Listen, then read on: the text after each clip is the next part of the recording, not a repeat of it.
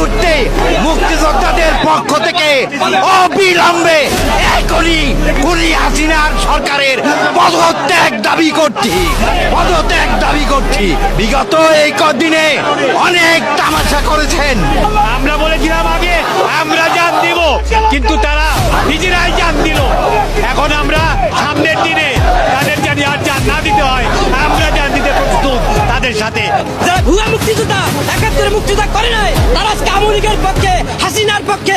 সুতরাং সারা দেশের বাংলাদেশের মুক্তিযোদ্ধারা যারা দেশ স্বাধীন করেছে, তারা আজকে জনতা ছাত্রদের পক্ষে। এই কথা আমরা বলতে পারি আপনাদেরকে, আমরা হাত দিয়ে গল করে হাত দিয়া। যে পর্যন্ত ছাত্রদের এই দাবি, আমাদের জনগণের ভোটারদের দাবি মানে না হইবে, সে পর্যন্ত হাসিনার পতনের পর্যন্ত আমরা শেষ বিদ্যুৎ দিয়ে আবার রক্ত দিয়ে আমরা বাড়ি থাকবো ইনশাআল্লাহ। আমরা মুক্তিযোদ্ধারা কোনো কোটা চাই না, তবুও আপনারা